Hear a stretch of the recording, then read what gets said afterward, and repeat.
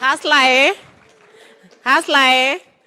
I'm Susan Muratha. I'm vying Nairobi Women Representative. Na alama ni wheelbarrow. Tunaambiangwa Nairobi kona wenyewe, lakini raundi hii tukiwa na hasla, tutawakanyaga, hatupangui ngui. Masla hoye. Masla hoye. Kangara GN from Atlanta chapter. I'm vying for MCA Ngewa Ward. Thank you.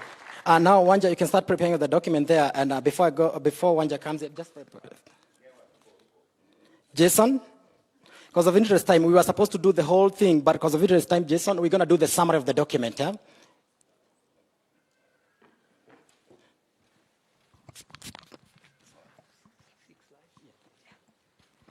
Thank you so much, Bwana Coordinator. David. Yeah? I'd like to thank you, Your Excellency, for allowing us this opportunity as Diaspora to be here and to perhaps make a presentation, particularly of a policy roadmap. We're calling it a roadmap because it's a work under progress, but there is a lot of input, Your Excellency, that has gone into it. Just as a preamble, and I will take very few minutes to then run through it, this document has been put together by all the 7 regional chapters. I was, together with the technical team, responsible for coordinating simply the engagements and the input that were made, and we compiled them into a policy roadmap, and that, therefore, is what we are going to present. I'd like to acknowledge my colleague who was very instrumental alongside myself, Dr. Martin Koyabe, who is not with us. Dr. Martin, he's not been able to travel, but he's one of the members of the technical team with whom we were pulling the document together. And so I have to underscore, Your Excellency, that the document itself, as much as we received so much engagement from everybody, it was put together by a technical team, and by that I mean that the people who are well-versed in issues, particularly of diaspora, migration, economics, and so forth and so on, issues of health, and therefore it captures all these issues. I'll go straight into then the issues that were presented. Firstly, it's to set the context, so to speak, and to give a very brief overview of Kenyan diaspora today. And in just 1 minute to explain that, firstly, Your Excellency, we have estimated 3 million Kenyans in the diaspora. And we know that at the moment, looking at the data that we've analyzed within the last 10 years, there has been a surge of Kenyans moving into the diaspora. Migrations of Kenyans abroad was over 500,000 in 2020 alone. And therefore, that just underscores the importance of the diaspora for this particular enterprise of the UDA. I'll skip on the potential and just go straight to the issues that we collected. So what we did, the engagements with all the chapter heads, Your Excellency, we collected and we summarized them, we thematized them, and we didn't just identify the challenges that these chapters face, but we also, together with all the various chapters, proposed solutions to them. I'm going to skip the details of that. We will make sure that you have a copy of the document, but just the summary of it is we've got 7 key points that I'd like to identify. And first is that we are very excited about the possibility of the incoming administration to establish a diaspora ministry. And part of it is really because of the issues that we are grappling with. So that's the first key consideration that comes out of all the engagements. The second consideration, Your Excellency, is the need to establish a framework for inclusion into the governance and political processes. Diaspora need to be represented in the incoming administration in both lower and upper houses. We would like to see a change from the current administration or the previous administrations that have really considered diasporas as lone rangers out there. We would like the diaspora to participate in governance in the new administration. The third key consideration is there was a very strong sentiment emerging out of all the chapters that we need to set up a tax rebate, financial incentives, and investment channels for Kenyans in the diaspora. And that was cross-cutting. The fourth was the need to conduct a comprehensive review and restructuring of all Kenyan embassies. And I think that was also a very, very strong point that came out across all the 7 regions. One of the two, there are 2 issues keenly that dominate that particular key consideration. And the one was that there are consulates or embassies, Your Excellency, that are located usually in your capital centers. And Kenyans have to travel very far for them to just go and get a document like your ID, passport and so forth and so on. So that was one of the issues. And the second one, and the Gulf region in particular, sort of presented this particular issue very strongly, was the issue of Kenyans being left and abandoned to really hustle for themselves out there. There is no coordinating mechanisms. And we feel very jealous to see other governments that really intervene to try and and so on. That is an issue that we do suggest. The fifth key consideration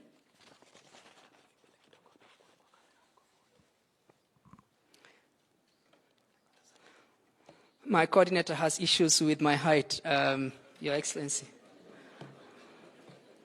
So I'm going to stand here so I'm visible. So the fifth key consideration is to establish a robust framework for diaspora welfare and returnees, an integration mechanism that allows Kenyans when they come back so that there is a smooth transition as they settle in. But it's also true that Kenyans struggle to integrate when they move to other countries. The Gulf region did present that issue, particularly because of the cultural context. And that was suggested that we need to be looking at that.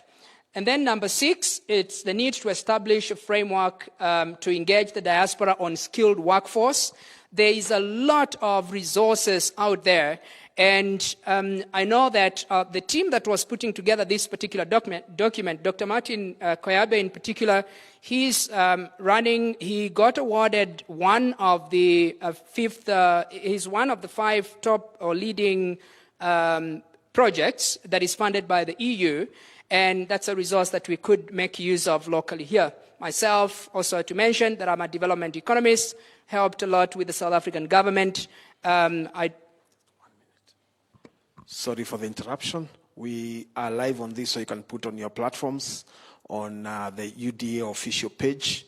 And it's also shared on His Excellency's page and all our other relevant pages, including Ruto Mashinani.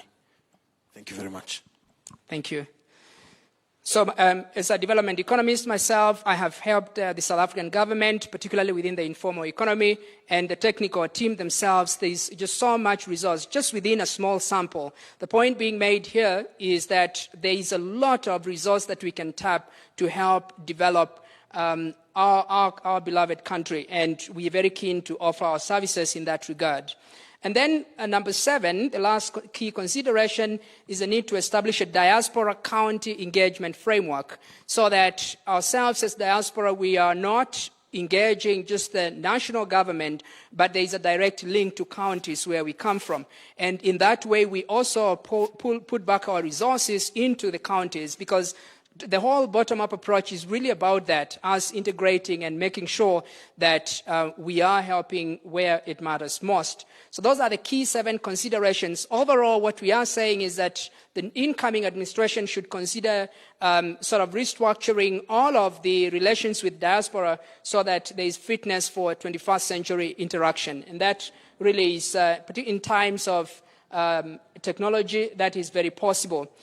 I want to move on to my second last slide, which is on scope and work plan. What we do suggest, because this particular document, as I've indicated, is a working document, and it's come this far. It's in quite good shape, but it has still got some way to go. What the technical team and the chapter chair suggested is the need to establish, Your Excellency, a UDA Kenya Diaspora Policy Task Force. And this we would request that with your office you would help sort of guide us on establishing a team that would now develop this into a full-fledged policy. And of course, with the terms of reference and governance on how this process is going to unfold. What we do suggest is that, and it was agreed that there's a roadmap that we can easily complete a policy document that is fit for the administration in the next 3-4 months. But the first step, perhaps, Your Excellency, would be on your side to give that guideline for us to have a task force that is dedicated to development of the task force. And then, of course, the last step on so it's the establishment of the task force or a task team. And then secondly, outlining the terms of reference for the task team. And then thirdly, inception of the outlined tasks. That will be now moving forward to do implementation.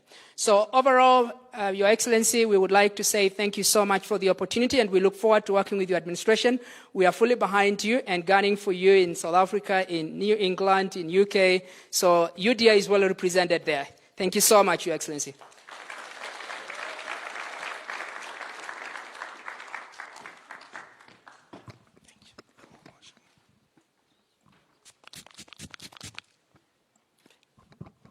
I don't think he has a problem with my height, right?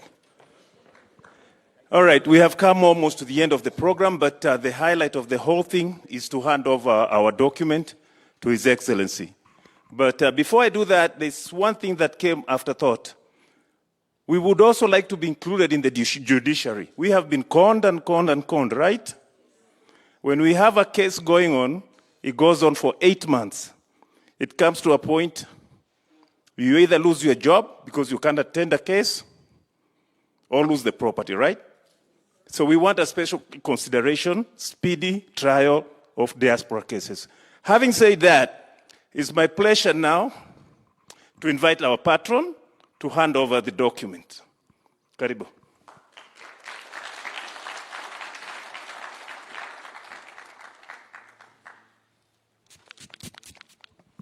Thank you so much, the chairman. I think we are going to call the chairmen of 7th chapter to come here so they can be able to present the document. Can they come very fast? The 7 chairmen to come here quickly so that we can be able to give our... Yes, come here down. I think this is the highest time now to our candidate, our president 2022, so that we can present the document. And also would ask our chairman, Mudama, please. Mudama, Secretary, just come here. This, I know the boss will hand over to you, and Secretary General at the end of the day. Yes.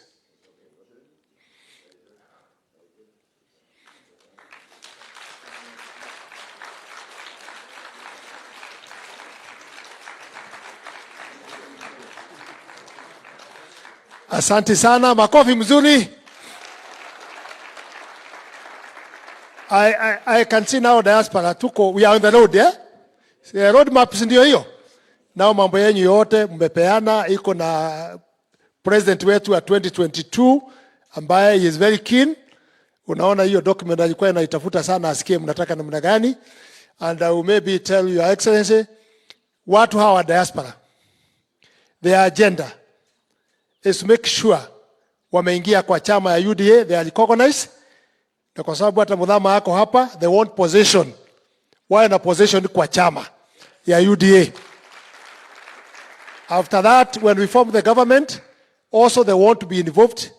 Hiyo utatuambia kwa sababu umetaja kwa Zoom, mkubwa utatuambia what you think about it, because they have just presented saying they want to be inside where the decision is made. Si ndio? Atatuambia where ataweka nyinyi diaspora ili mkue ndani, because the end of the day, Your Excellency, mimi tarudi bahati kufanya kazi yangu, but the diaspora watawachwa wakiwa hawana structure. Your Excellency, this is a history. Mbeleni ilikuwa imezoewa kutembea huko makandidate, kutembea America, Canada, wapi, talking with these people without document. This is history that now they are going to start from the party until to organize the government when we are together, so they can be able to solve their problem when they are in the government. And I'm happy all the time, Your Excellency, when you talk, always you talk about diaspora. Where are these people? What do they want? You are only the person ambaye unakumbuka watu ya nchi hii yote, minority, diaspora, everybody, disabled, watu yote. Na hiyo ndio nafanya sisi kuheshimu sana. I mean, experience. niko na ujuzi ya siasa 33 years. Mkiona nikimfuata ndugu yangu huyu, mjue I know what I'm doing. Na mkijua vile niliwaambia nikiwa Amerika, tutapanga na tumefika, si ndio? Na wakati tuko Amerika hata kwa kanisa, tukisema azungumuze na sisi kwa Zoom, si alikuwa anafanya? Unataka mtu mwingine aina gani? That's the guy. Wale wamekuja ni wapeleka kwake, mmekutana naye, mmeongea, and we are looking somebody we can talk with and somebody we can be able to reach. Finally, I'm very happy that I gave them office in Nakuru, where they are operating in that office. Where their coordinator is Shiko. Shiko, thanks so much. Even the work you have done, may God bless you so much. Let's work together, let's pull together, so that we can be able to reach where we want. Ama sina mna hiyo? Yes, and the question you had asked, wanasema wanalete pesa almost 400 billion in Kenya per year. Lakini wanashangaa hiyo tatuambia, alafu hiyo pesa wengine wanavuruta wanarudisha huko kuweka kwa mabenki. Is it right? Is it right? These people help their parents. Wanaleta pesa nyingi sana ya magonjwa. Wazazi wanapata dawa, wanapata kitu. Economy ikiharibika hapa, they must add extra time to work so that waweze kutimisha pesa ya dawa. So when you bring the economy down, I think they'll be very happy. Ama sina mna hiyo? Nyinyi ni watu wa bottom up. Can we see the hand of bottom up? Bottom up. Bottom up. Nyinyi ni hustler. Hustler nation. Thank you so much. I think now we go in the other stage. We are going to call the Secretary General, maybe to put the remarks. And maybe shortly, Your Excellency, I don't know whether you are going to give, we have our MPs who have worked very hard for us. You introduce them. We have our MPs hapa, our MPs wetu hapa. Bosi atawa introduce Kimani Ichung'wah, very, wakati nilikuwa Amerika mniambia wapi Ichung'wah? Si yako hapa siku ya leo? Okay, bosi ata introduce na wajibu wengine ambaye tuko nao hapa. Asante sana Secretary General, na Mungu awabariki na tutakaa hapa. Your Excellency, I don't know, tukimaliza kukula kwa sababu tunataka kukaa hapa, tunakuomba utupe ruhusa tuwakishe moto hapa, tulale hapa. Si ndio? Si mungetaka namna hiyo? Tulale hapa, murudi na historia, tumelala hapa kwa deputy, lakini pahali ya kulala nasemaga ni padogo sana Lakini tunashukuru sana. Thank you so much. Diaspora, God bless you. God be with you. Thank you, Secretary General. Okay. Good morning, everybody. My name is Eliud Owalo. I'm the Deputy Secretary General for the UDA party, responsible for policy and strategy. This morning, I'm holding brief for our very able Secretary General, Madam Veronica Maina. She's not able to be here with us. She's out of the country on some official engagements, and the flight, there was some change in the flight schedules, so she's not able to be with us this morning. But she did ask me to pass her gratitude to you for the work that you have been doing in the areas of membership, in the areas of enhancing the visibility of the party in the diaspora. From where we sit as a secretariat, we will remain ready and available to provide you with all the technical and logistical support that you may require to enable us, one, enhance the visibility of the party within the diaspora, two, advocate for our policy positions among various stakeholder segments within the diaspora, and also ensure that there is proper integration between our policy platforms and the integral stakeholder segments within the diaspora.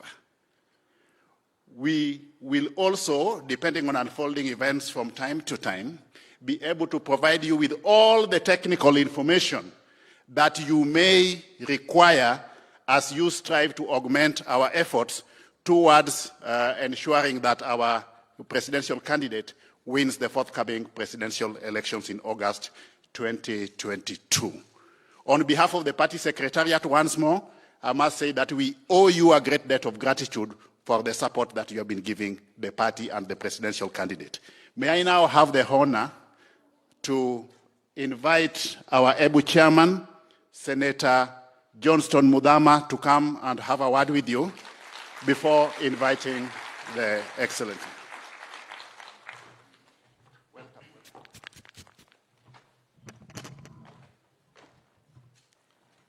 A very big good morning. Good morning to everybody. God is good, and all the time. Your Excellency, the Deputy President of the Republic of Kenya, leaders who represent different constituencies in this country of ours, party leadership, and our great sons and daughters here who have been blessed by God to have an opportunity to go outside this country and demonstrate what Kenyans can be and what Kenyans can do. Your Excellency, I want to take this opportunity to say one or two things. As the chairman of UDA, we have come together as Kenyans to form a party that will eliminate the divisions based on tribalistic that has been created by different political parties in this country, where you go and find that the party leader comes from that community and the Secretary General comes from that community and the Treasurer comes from that community, and it stretches up to a point where people stage negotiations not based on what Kenyans can gain at the end of the day, but what certain individuals and their communities they can gain at the end of the day. And questions have been raised in those discussions. And I'm saying this with the experience I have. I was in KANU. I have a live membership of KANU. I was in LDP. I was in ODM Kenya. I was in WIPA. I was in SDP with live memberships. I want to tell you, when you sit in that negotiating table under those kind of arrangements, the first question that comes is, which community do you come from? How many faults did you find in your community? That has brought a situation where if you are a Pokomo or a Lendile or a Maasai for that matter, you'll have no chance to bargain for the so-called your own people. But with UDA, we are looking at Kenya as one family, irrespective of which community you come from or which corner of this country you come from. And we are doing this to make sure that over and beyond changing the economic approach on how things are done in this country, the first thing with first priority is to unite this country to be one country. And I want to thank you, because when you went to live outside this country, work there, and I know you make gains there, you have never forgotten where you come from. And here we are with you, telling us we belong to you, we are part of you, and we want to be involved with the issues that are taking place in this country. And one of them is what we are waiting for in 2022. We are going to have a general election, and I have seen candidates here, aspirants who want to fight under UDA. Let me assure you one thing as the chairman of UDA. Nobody is going to be favored through nomination process because you are known to the chairman or to the deputy president or to anybody who is involved in the top leadership of the party. The treatment that will be given to those who are not known is the same treatment that is going to be given to those who perceive to have been established their connections within the party, because we take you as the true children of this country. And nobody is going to discriminate you. So when you come, don't expect also to be given a direct nomination. It will be a competitive nomination process. Where we cannot sort out our issues through nominations, we are going to have scientific opinion polls conducted to establish who is the most candidate in that place. If that does not work, as brothers and sisters, we would sit down and negotiate, have that serious negotiations where we end up agreeing on the way forward, where we will remain united. The most important thing will be UDA to win and form the government. The rest of things will come later on. If we focus on who is going to sit where and who is going to be given what, and forget about marshalling the votes that will make us form the government, then we will be wasting our time. So I want to give you once again these special congratulations for coming together and deciding to be connected and be there to discuss and participate in this conversation of Kenyans of being together. I made you a truthful chairman. Those we held meetings through Zoom, we discussed issues, and we agreed on many things, and we will continue doing the same. My voice is not very good. I had been speaking for the last 20 hours with the Deputy President. I don't know where he gets his strength from, because his sound, his voice is always the way it was the first day. And he will speak and speak on a daily basis, and he never loses his voice. So once again, thank you very much. God bless you, and your issues are going to be addressed there by the Deputy President. And thank you for demonstrating to the world that we remain Kenya to be in the world map. I'm a businessman, and I'm an international businessman. In every business I do, it is connected with the international community, and I know how much we are recognized outside there. I don't know what happens when we get to serve in our country. I don't know what goes wrong with Kenyans' minds. And yet, when you are outside there, you produce the best, and you are just the best, and there is no dispute about that. God bless you. Your Excellency, I want to take this opportunity to invite you to come.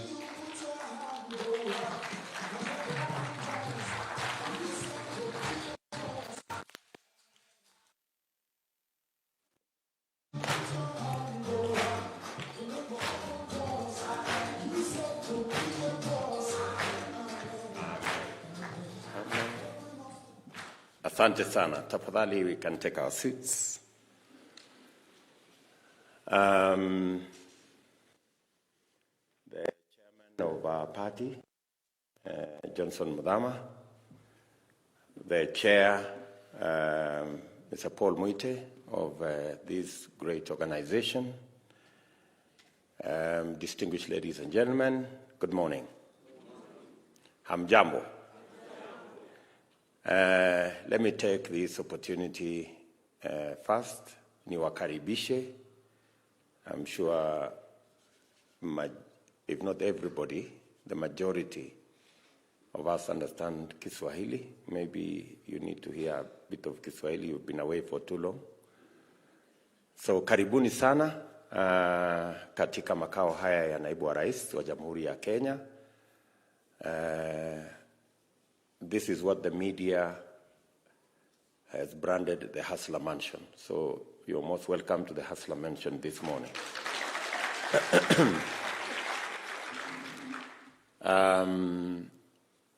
Not just today, when you have opportunity at another moment, and when God grants us that opportunity, I want to say welcome today and welcome again when you find time. Let me also appreciate all of you for finding the time to come and participate in this very first Diaspora meeting in Kenya. I know we have held diaspora meetings as government, but we have never held a diaspora meeting as a political party. I want to say thank you very much for being the pioneers of building a party with joint forces between those of us who live in Kenya and the many of you who live in the diaspora. I want to say to all of you, congratulations for this very big step. I have been in political party arrangements since I ran for the first time when I was 30. But I have never attended a diaspora meeting in Kenya by a political party. This is the first one. So you people are trailblazing. You're setting the standard.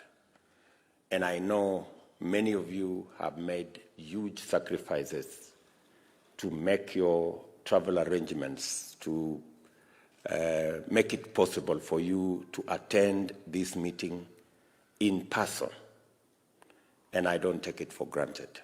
I want to say thank you very much. And I want to assure you that this meeting will be worth every cent that you have spent to be here. I also want to say it is the highest mark of patriotism if you decide to participate in the governance of your country. Many people, because they are comfortable wherever they are, they have what they need, they don't see the need of participating in politics. But you know that it is said the people who don't vote, the punishment they are given is to be led by fools. You know, so if you decide not to vote or to participate in the governance of your country, others will. And there is a possibility that people will be chosen who may not necessarily be the ones you would want to run the affairs of your country. So the fact that you have stepped forward to participate and to influence and to be part of what will be the governance of your country going forward is a very high mark of patriotism. And I want to tell you, you have made the right step. If any one of you doubted whether by taking time out of your busy schedules, spending the money you have spent, going through the inconveniences you may have gone through with the advent of COVID-19, whether this was all worth it, let me tell you that just on the account that you want to play your patriotic role as a citizen, I want to tell you, you have made the right decision.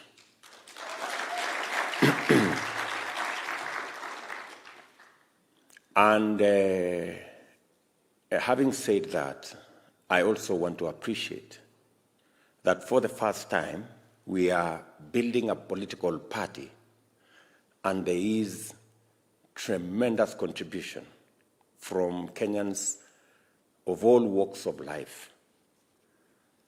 And you people from the diaspora have become, if I may say, with a light touch, the icing on the cake. It has never happened that people in the diaspora have been so enthusiastic and they have gone out of their way.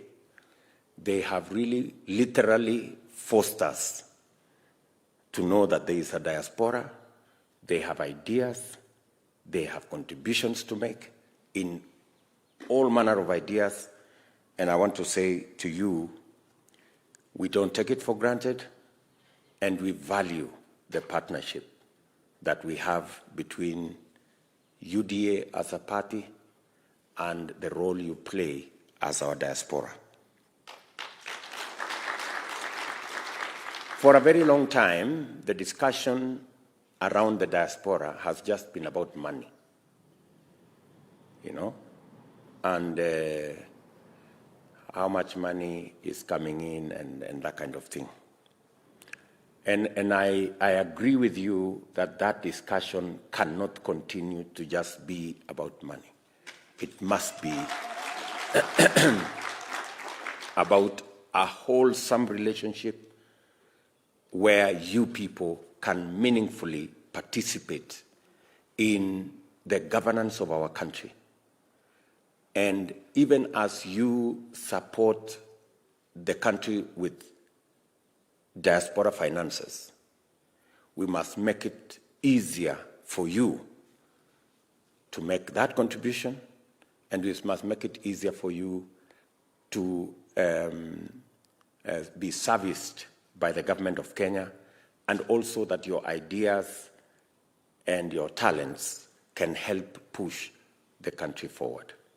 I want to tell you that going into the future, that discussion and the engagement with the diaspora is not necessarily going to be about money. Money is important, but it is going to be about more than money. We're going to look out for ideas that you have. We're going to look out for contributions in terms of the human resource that we are building outside there. And it's going to be about how we can tap into the talent that exists within the diaspora for us to grow our country locally and our country internationally. Let me also tell you that the journey of building this party, the UDA party, has been a journey that many Kenyans have participated.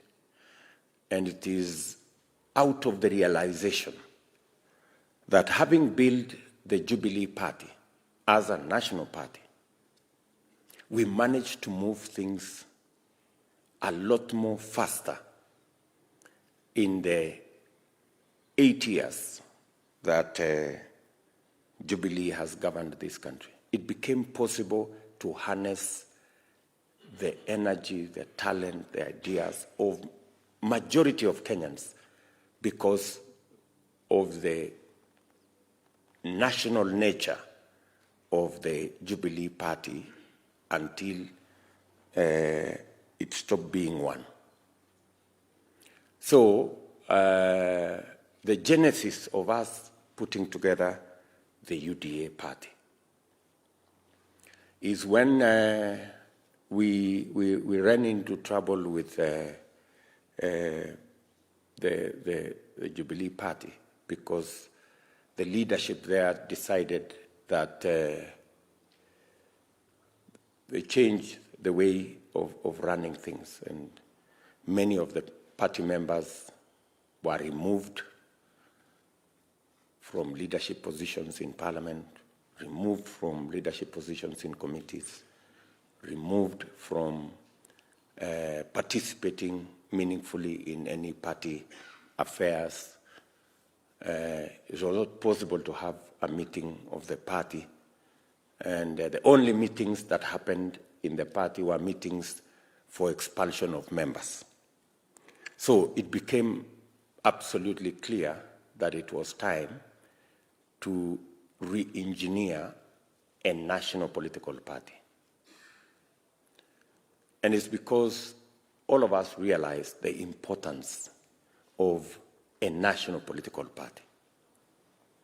The milestones we managed to make as a government, and I am talking as deputy president, the milestones we managed to achieve as government, whether it is the SGR, whether it is the 10,000 kilometers of tarmac, new tarmac we have built, whether it is the 8.5 million people we have managed to connect to electricity, whether it is the 170 new technical training colleges that we have built, were all achieved because we had a national political party that had the capacity to harness talent, leadership, ideas from the biggest section of the people of Kenya. And that being the case, and having practically been part of that journey, we then decided with many leaders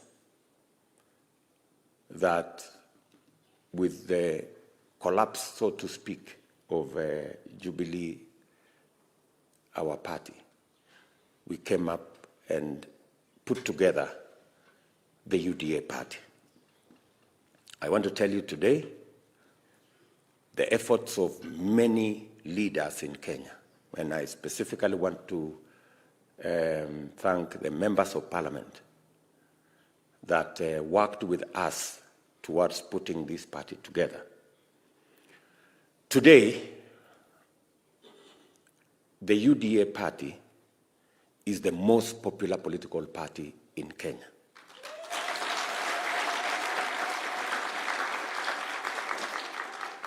And every opinion poll carried out by everybody shows that.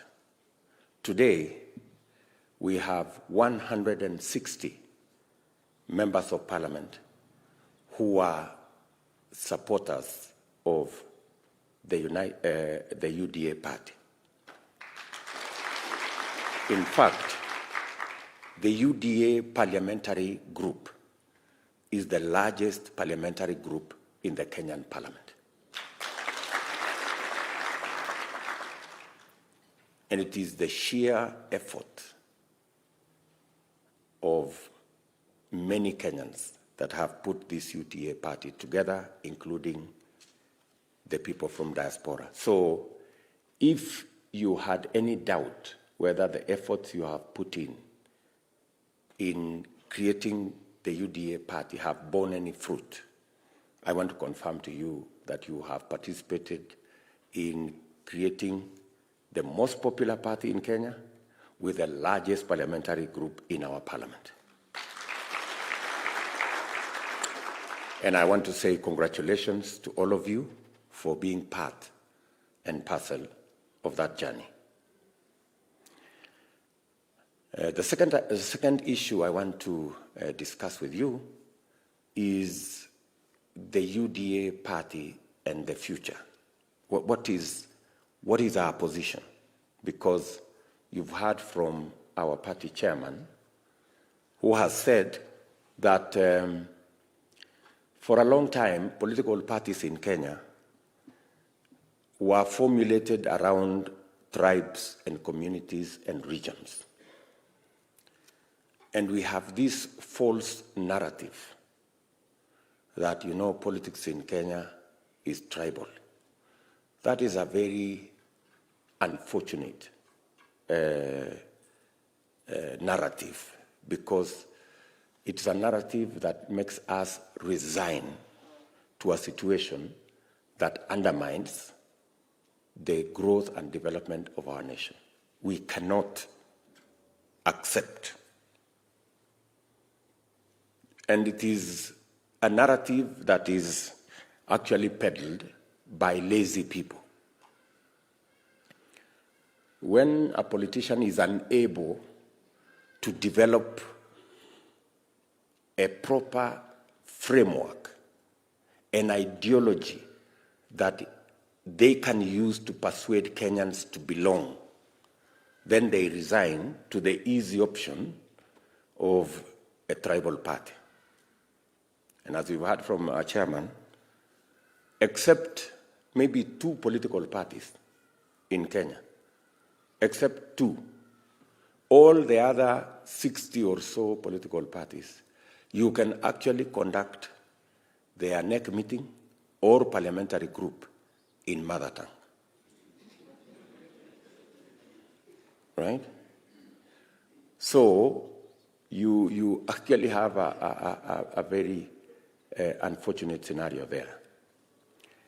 The UDA party is part of the response to get our country out of the jaws of ethnic politics so that we can form a broad-based political party with an ideology that can bring Kenyans together, where Kenyans feel they belong to UDA, not necessarily because of who leads UDA, but because of what UDA stands for.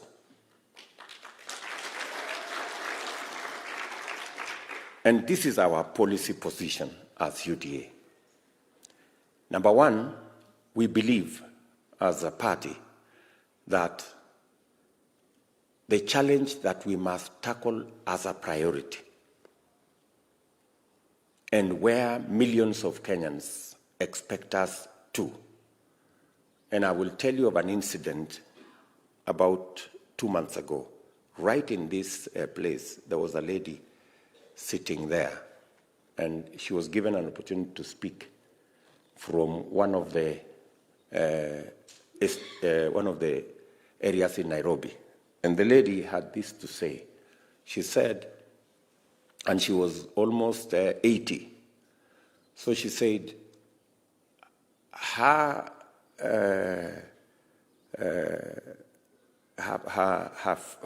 grandfather and the children of her grandfather did not get a job anywhere. And so did her own father's children. She has not managed herself to get a job for any of her children. And even her grandchildren, nobody has got a job. So there has been 5 generations in her family, and not a single person has had the opportunity to have a job. That's how serious unemployment is in Kenya. As we talk today, we have 4 million young people out of school with certificates, degrees, diplomas, some of them with masters, and they do not have jobs. So the position of UDA is that the first priority, and we had created a framework under the Big Four, which we were unable to implement because of shenanigans around politics, that next year we must invest resources, and we are clear where those resources are going to come from. We're going to invest at least 100 billion Kenya shillings in housing, agro-processing, value addition, and manufacturing to create millions of jobs for the young people of our nation.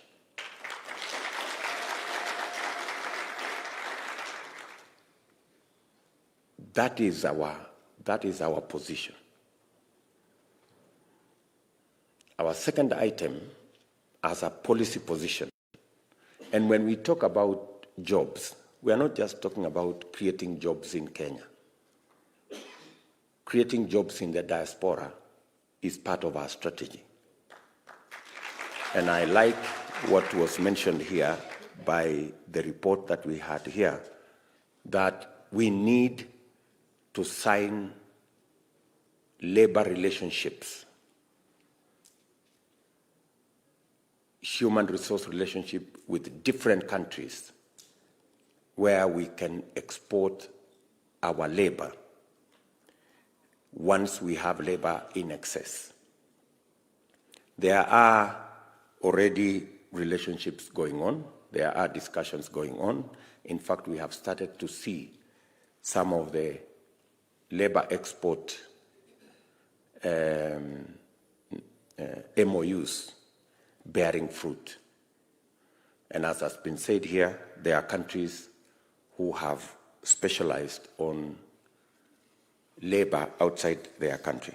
So when we discuss about jobs, we are discussing about jobs in the entirety, in our economy, and our economy goes beyond our borders. The second issue is that we clearly want to create an environment for us to do business. And it is our position that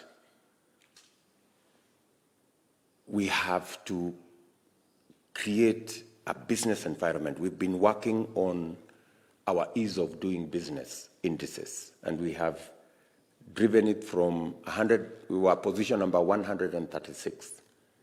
The last time we had reached position 50 in our ease of doing business index that is sponsored by the World Bank. Our position is that access to credit is a big issue in our country. And as a result, we have said that going into the future, and because 80% of our business environment is controlled by SMEs, small, medium, and micro enterprises. Next year, we will have a fund funded by the government of Kenya.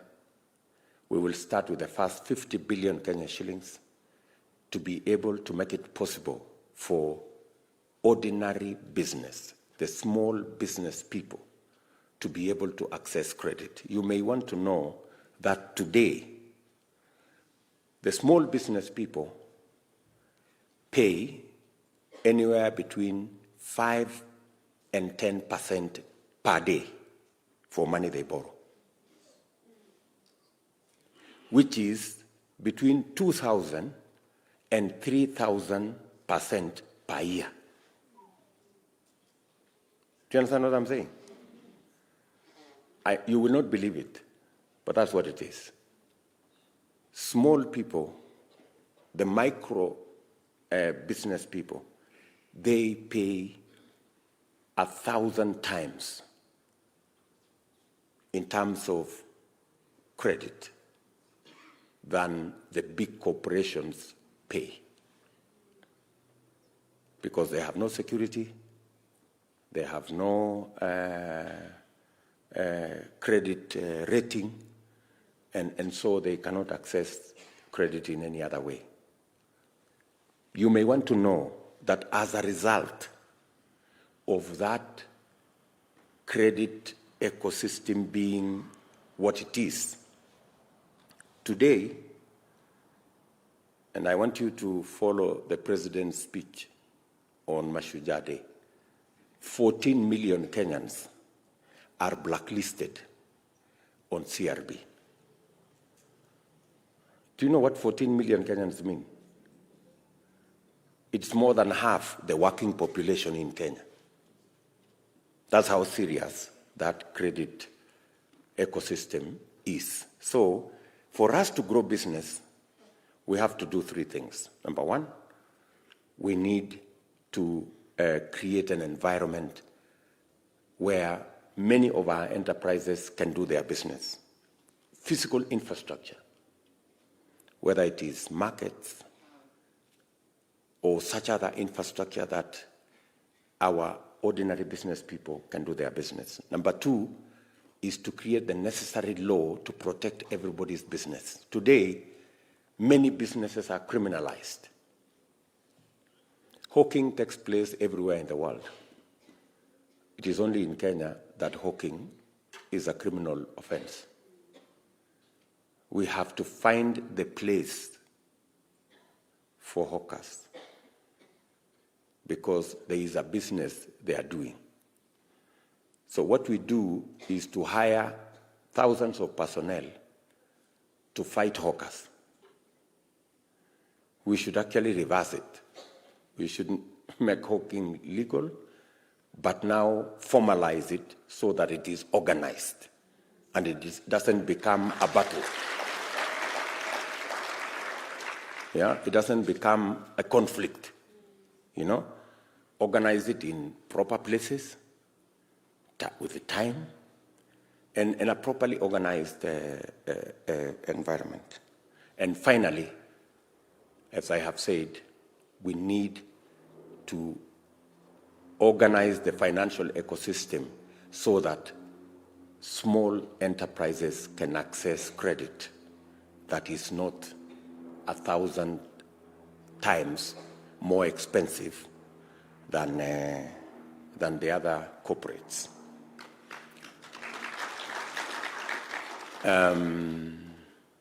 Number 3, we are very clear on what we need to do going into the future.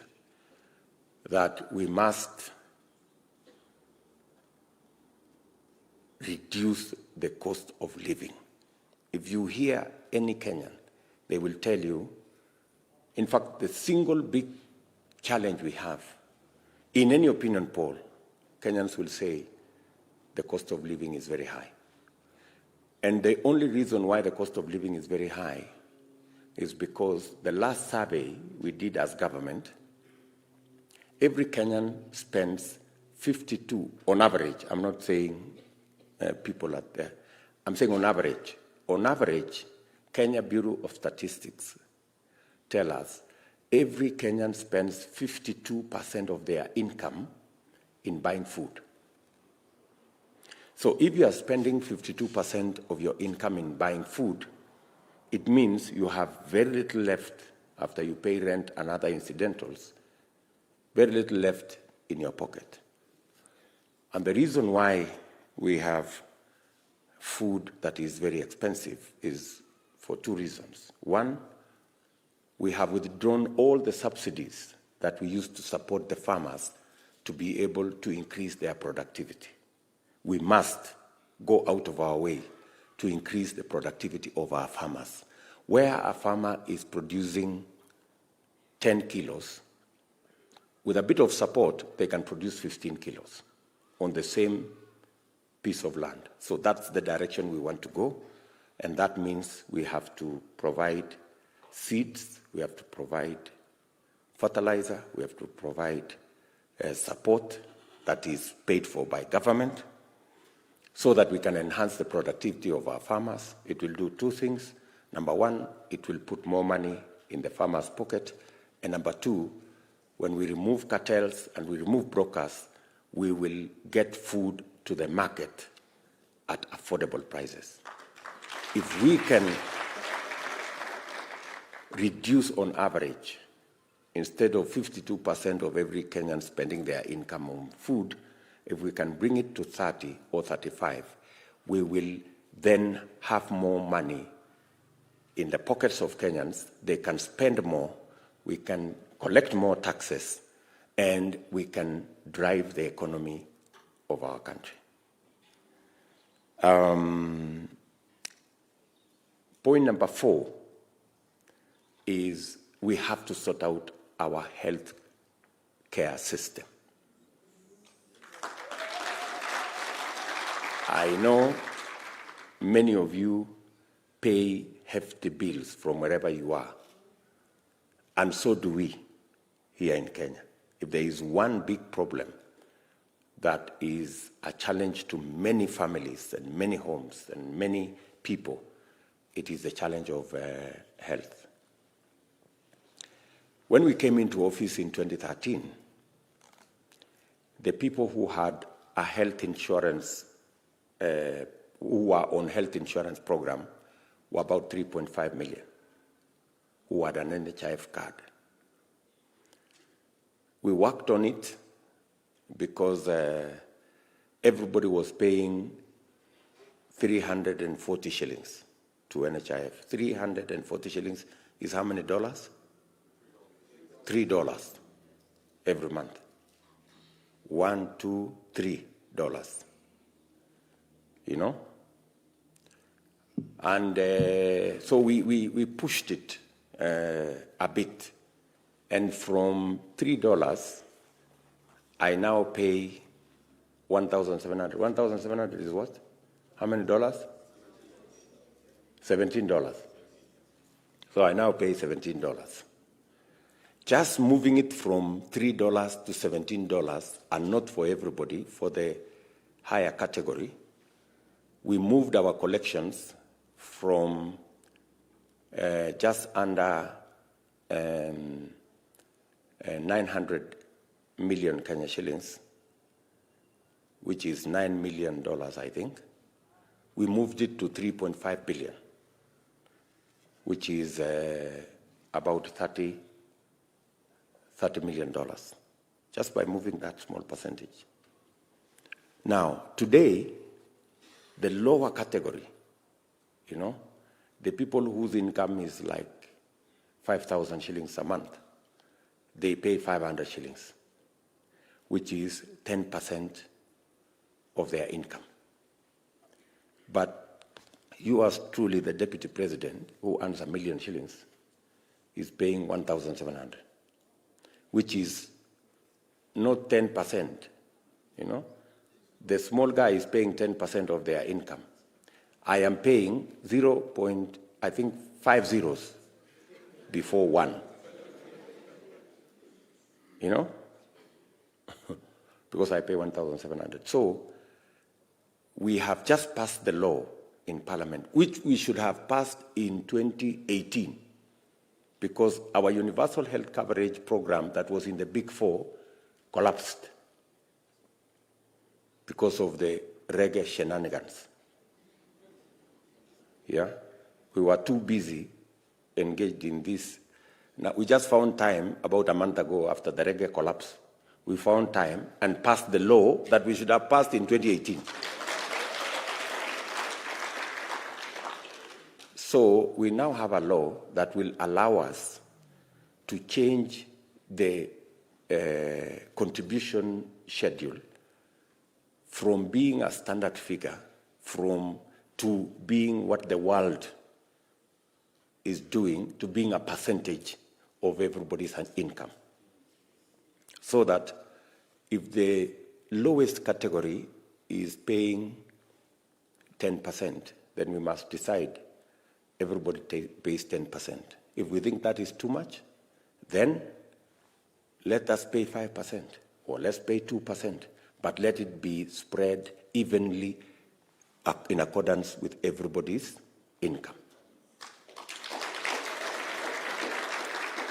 I want to tell you that even if we settled for 3%,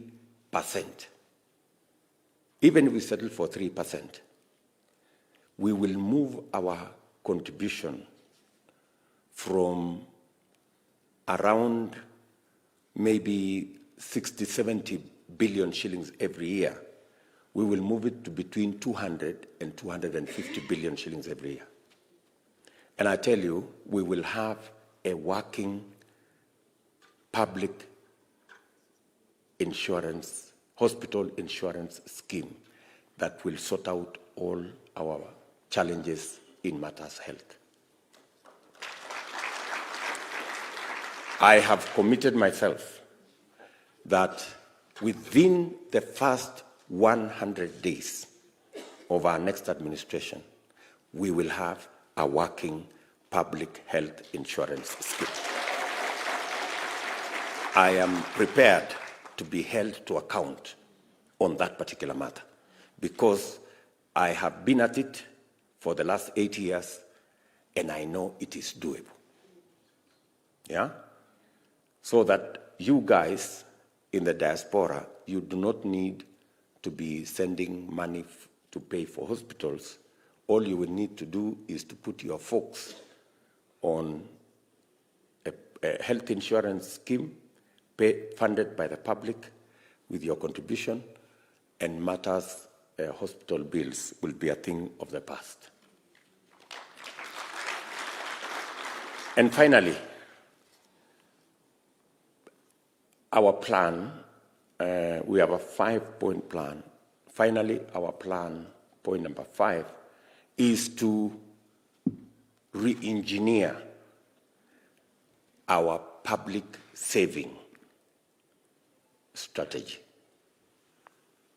Today, statistics, the numbers, we save as Kenya 7% of our GDP, right? China, by comparison, saves 55% of their GDP. 7% and 55%. Do you see the difference? And that's the reason why we are all over the place borrowing Chinese money, because they have learned to save. We have no money of our own because investment is a function of savings. If you have not saved, you cannot invest because you have nothing. So what are we doing? We are running our development using the savings of other people because we have refused to save ourselves. Do you understand what I'm saying?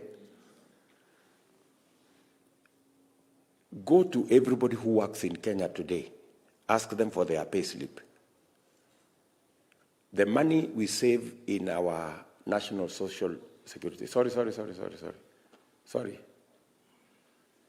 Pole. Yeah. Our seats are a bit uncomfortable. Do you understand what I'm saying? Go to everybody's pay slip. They will tell you the savings we save to NSSF is 200 shillings. How much? 200 shillings. $2. Everybody pays $2. Explain to me logically how $2 can amount to any saving anywhere in the world. Do you understand what I'm saying? Uganda across, the law dictates that you save 5% of your salary. And your employer contributes 5% to your saving.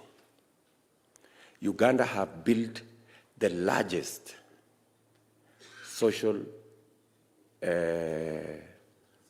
security fund in East and Central Africa. Yet we have the largest economy. Sometimes you wonder, maybe sitting where you are sitting, whether what I am telling you is true or because it doesn't look serious. But that's how it is. That's how it is. And that's how simple it is for us to sort out our country. Do you understand what I'm saying? So, we already have worked on the law. We were supposed to have moved forward with it, but because we became busy trying to change the constitution, which we did not, we lost a lot of valuable time. Next year, God willing, we will have the law that will enable us do the honorable thing. In fact, Tanzania built the whole parliament using their own money. They borrowed from their NSSF. Instead of us borrowing money from China, we should begin the journey to save our own money and fund our development using money borrowed from our own sources and pay interest to our own Kenyans and be able to fund our development. Instead of paying interest to Chinese savers, because they did the right thing to fund their own savings. And by the way, take seriously what I am telling you, because that's what it is. So we should be able to turn around our fortunes. And I want to tell you one thing.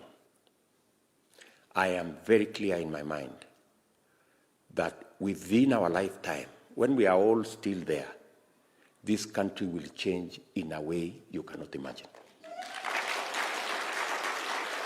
Before we go anywhere, we don't need more than 20, 25 years. Kenya will be something else. Are we together? This, our country, this one, it will be something else. Everything else you hear, these are just excuses.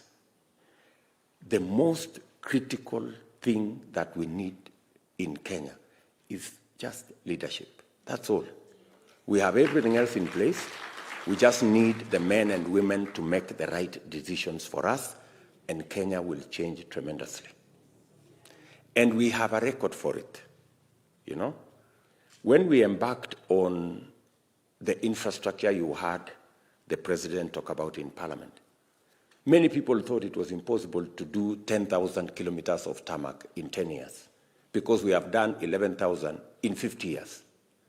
But we achieved it, right? Many people thought it was not possible for us to connect 8 million people to electricity because 2 million people were collected in 50 years. But we've done it, right? So what I am telling you is doable.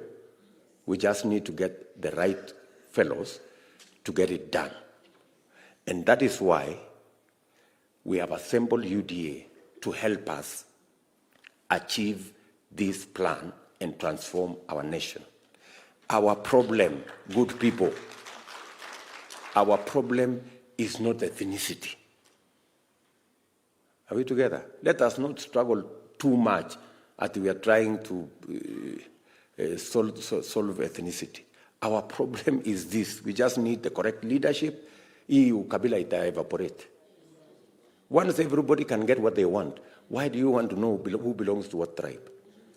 But you know, when people have failed, they start to explain, oh, you know, we have failed here because that community has gotten more than us. You go and check with that community, they have nothing. We are all in the same pot.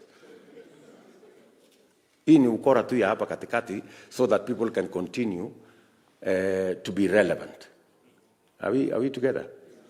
So that is my what I wanted to explain to you. Let me then just conclude by responding to some of the issues you have raised. Yes, we will have a diaspora ministry.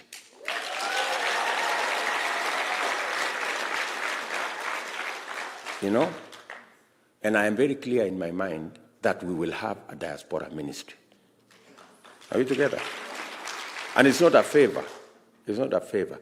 It is because we need it, and it will help us do many things. So it is a given, yeah? There is no even negotiating around it. We'll have a diaspora ministry. Number two, we must create financial instruments that will enable you to be able to invest in your country without necessarily being conned left, right, and center. Yeah? We will create financial instruments that will help you invest. If we are investing in our housing program, for example, you don't have to struggle buying cement, somebody doing iyo mambo yote. We will give you an opportunity to buy into a house that is ready. You know? Properly, in a properly organized neighborhood, in a properly secured arrangement where, and it's not just you, all Kenyans, but we will make it easy for you guys to be able to invest in your country in real estate and in every other area that you want to invest. We will make it possible for you to help us invest in bonds that will help finance our development. Today, banks are making a killing by putting their money in bonds, yeah, where they are getting interest of 10, 15%. There is no mechanism for you as a single person in diaspora to participate. We must structure that bond network so that even ordinary people with $100, $200, $50 can also invest in bonds and get this money that banks today are making. If you look at the balance sheet of any bank in Kenya, 50% of their profit is because of government bonds. That 50% of money they make should not just be made by banks. Banks should actually not be investing in government bonds. We should get the public, like yourselves, to invest in government bonds. Banks should be lending money to Kenyans. Yeah? They should be doing real business. They should not just be sitting in offices and making money from, government bonds. Are we together?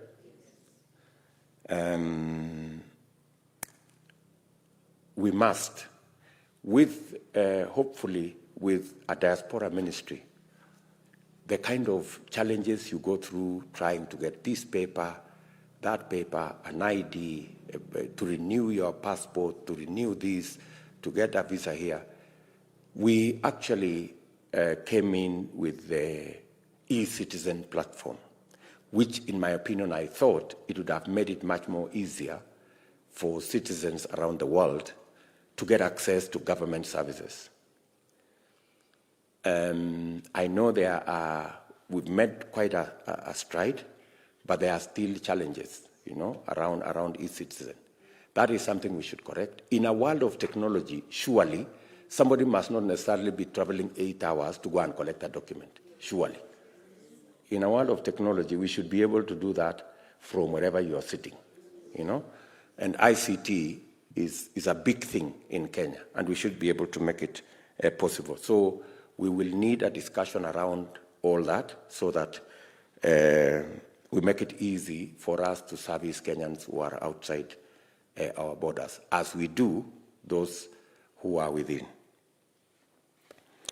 The welfare issue you have mentioned, sometimes Kenyans feel abandoned.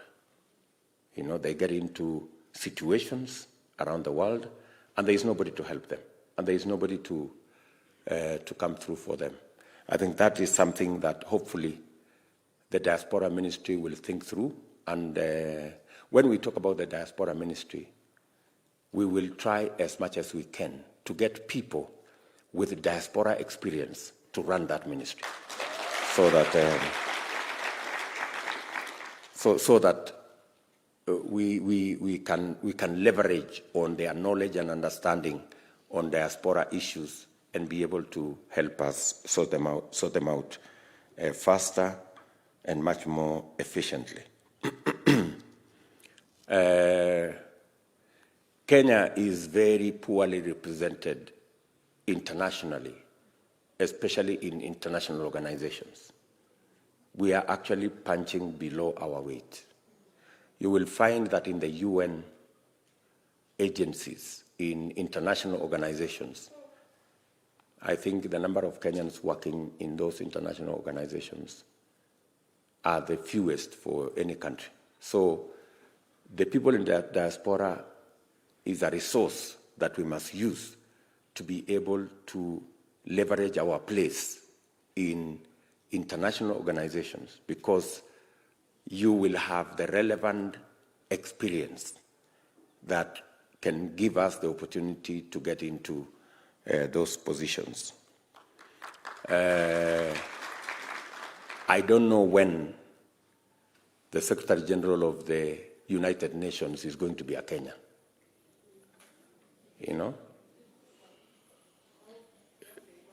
Yeah? So I'm talking of something like that, We've had somebody from Egypt. We've had Kofi Annan from some corner. I mean, there must be a day when we will have a Kenyan as the Secretary General of the United Nations. And I'm just giving the UN as an example. Are we together? And I agree with you that we should have county chapters of the diaspora, so that every county can leverage on the people they have wherever it is around the world. So, good people, I am the UDA Policy Task Force. My good friend Eliud Owalo is here. In fact, he is our contact person at the party on matters to do with the diaspora, so that we can be able to work out things a lot faster. And as you've heard, the Secretary General is out of town. She was supposed to travel back yesterday, but there was a problem with her traveling, so her flight was cancelled, so she will come, but a bit later. This is a very important engagement for us, and that's why we are here. I also want to tell you that as you are in Kenya, we are looking up to you to provide ideas, expertise, and also support our fundraising initiatives as we build the Hustler Party. You know, the Hustler Party is a party for everybody, and every cent and every shilling and every dollar counts. So again, I want to welcome you to that space. Don't shy away from your ideas. Don't shy away from whatever it is that you can contribute in terms of talent. And I like the idea somebody said here. We also are working on adopt a polling station, adopt a sub-county, adopt a ward, you know. If we, and the party, Eliud and your team should be able to prepare packages. You know, what does adopt a polling station entail? What does adopt a ward entail? What does adopt a sub-county entail? How do we create a pool of volunteers? We have so many volunteers already in Kenya, fashioned differently. We have all manner of, we have many groups that have volunteered, formed themselves into Hustler this, Hustler the other, UDA this, and that kind of thing. So that big body of people are the people we want to harness as volunteers to make our push for the party. So I know I have taken a bit of time, but I just thought I need to share these ideas with you so that we are all of the same mind. I will sit here for another 45 minutes to listen to some of the feedback from you guys, and then we will then agree on how to go forward. Sawa sawa. Asanteni sana na karibuni. Thank you.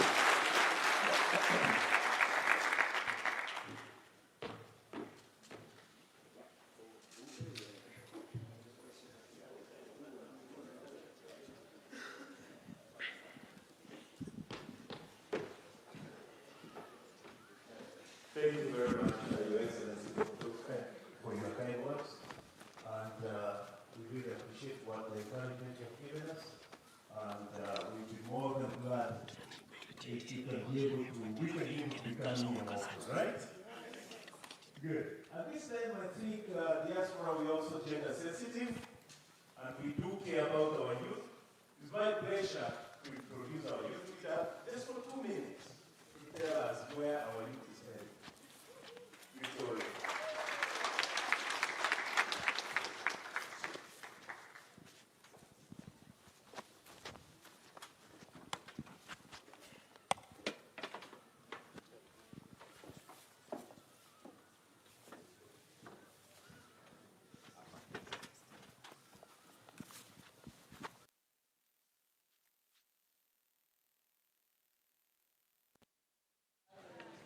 Good afternoon.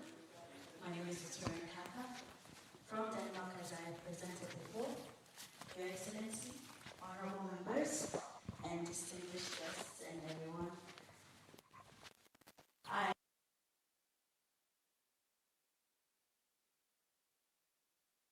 work in Denmark as a development representative.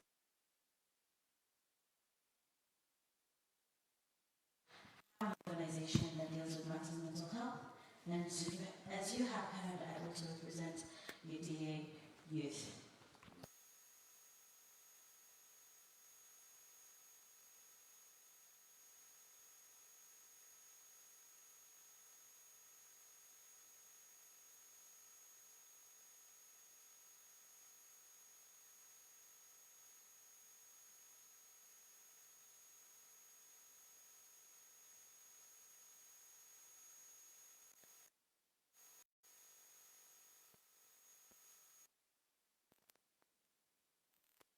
One of these things is being able to assemble as many youth as possible.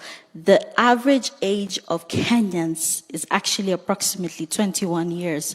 So we have a very, very young population here and abroad. And these are workforces and work people that we can be able to utilize to the maximum. And therefore, with the opportunity that UDA is giving to us, we do want to be able to establish better situations for our people and our future. Imagine with a 21-year-old population, what the future would look like and what the present actually looks like. Isn't there a big opportunity for amazing things to happen? I believe so as well. I definitely believe so.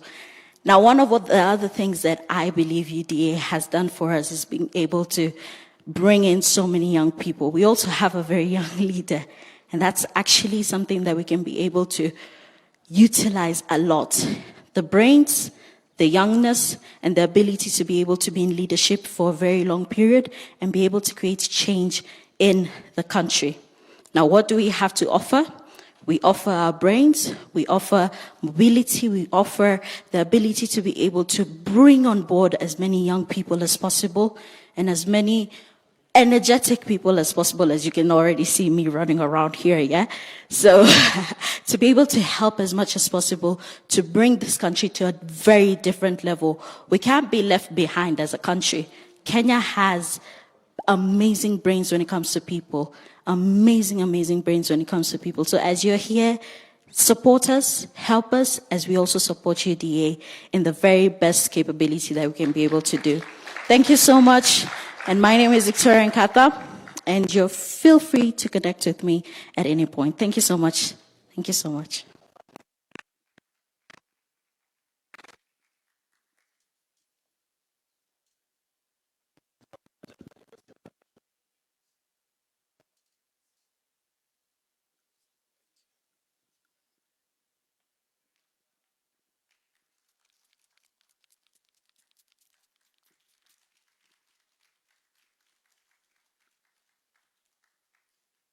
Thank you, Victoria.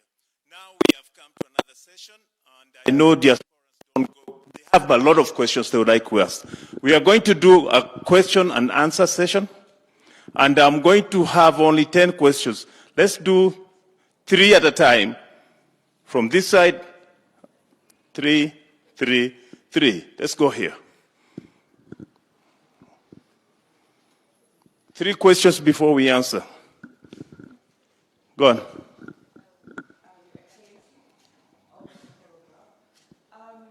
Can you hear?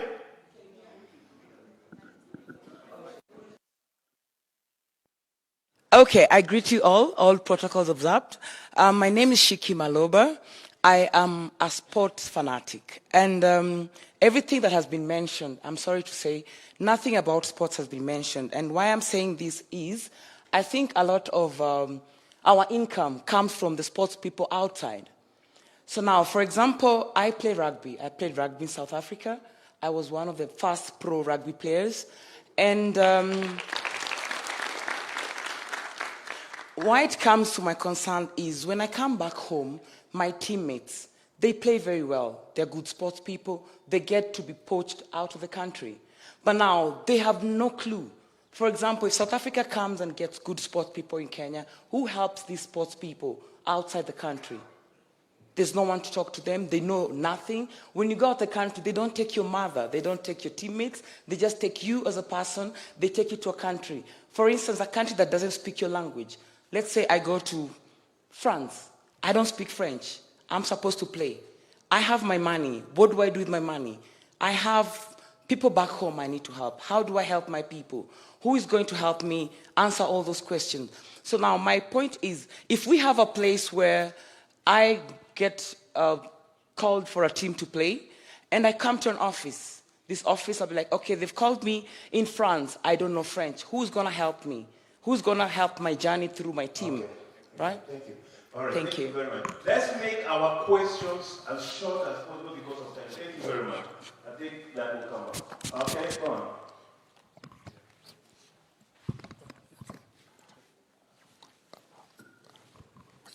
Your Excellency, all protocols observed. My name is Joseph Kasikwe from Jabali, Africa. I'm a diasporan. I've been representing this country for the last 28 years. I'm a musician. We've been doing a lot of things out there, but we've never been getting, we've realized our creative industry, basically we are people who've benefited from the creative systems abroad. And I would like to know what your policy is towards the creative industry.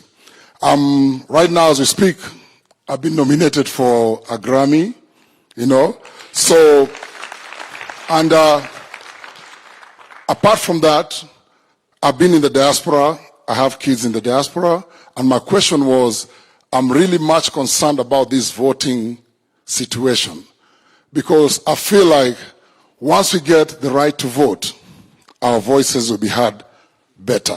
So I want to know what you think about this voting situation. Thank you. Okay, at the back there.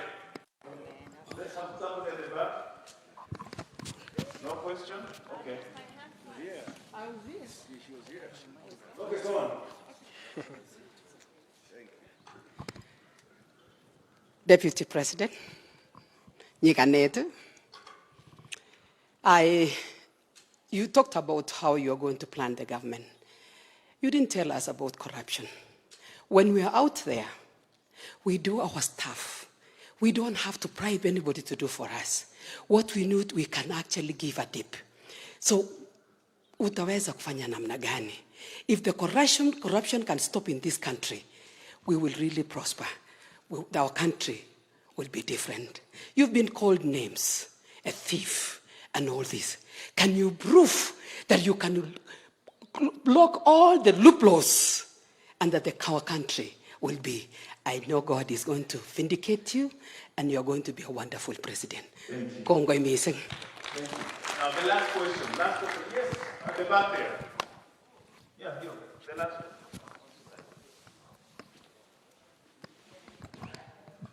Thank you for the opportunity, and thank you so much, Your Excellency, for the wonderful information you have passed on to us. Now, my question is around the health plans that you have. It is interesting that we are going to have a new law based on percentages. But here we are, people in the diaspora. When we look at the law, basically, you find that this package favors the residents of Kenya. Depending on the countries where we are, others may have health insurance schemes that recognize, let's say, trans-border or beyond the countries where they live, US, Canada, and wherever. But now, when we have one at home, will there be anywhere where a diasporian will be able now to subscribe, however small it is, so that when we come home and we are from those countries that do not extend their insurances to Kenya, will that be covered? And now, if it is based on percentage, how will it be determined? Will it be determined by our income there, or it will be a flat rate, which now it's not going to be applicable? Thank you. Thank you. You want us to take? Yeah, thank you very much. Let me start with the Shiki. We can't bring everything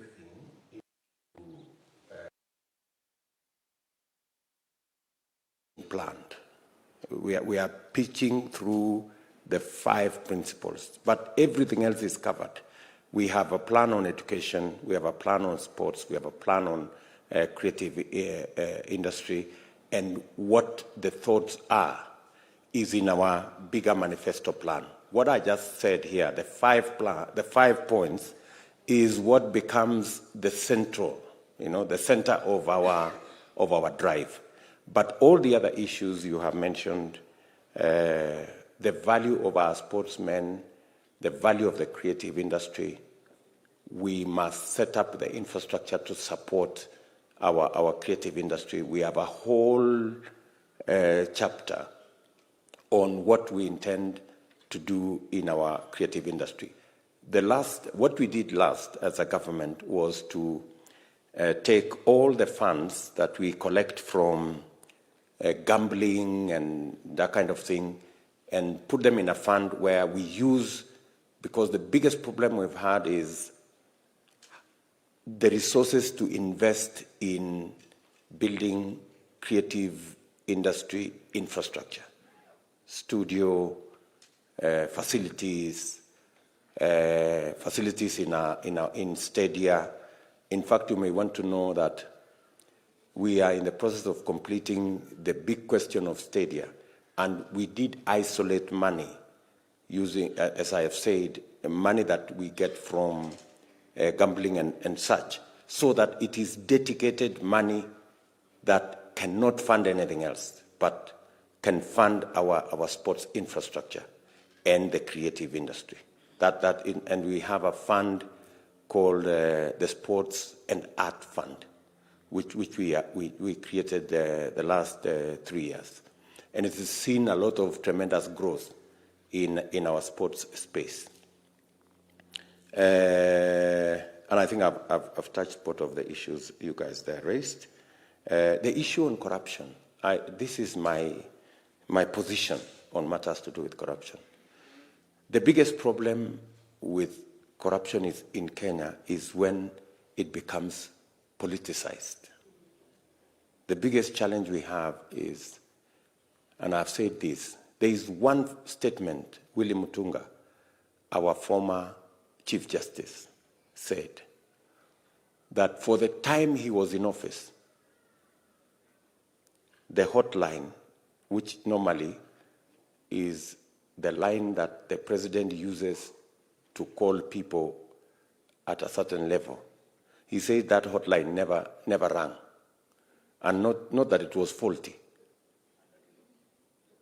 Kibaki did not call anybody to do anything.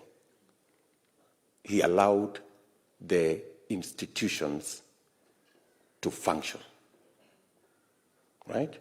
My position in matters of fighting corruption is to make sure, as we have done under this administration, to make sure that the DPP has the software, the human resource, and the financial resources to discharge his responsibility.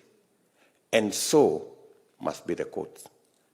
Today, the courts, and I said this in Bomas when we had this BBI thing. Today, we have a judiciary fund that has never been operationalized. And judiciary gets 40% of the money it is supposed to get for them to discharge their responsibility. The judiciary, in accordance with the law, is supposed to get 2.5% of our budget. They get less than 1%. And with a judiciary undermined that far, it becomes very difficult to fight corruption. Right? We put a lot of resources in the investigative agencies. My position is that the fight against corruption will succeed when we capacitate all the institutions charged with fighting corruption and we remove politics from it. As so long as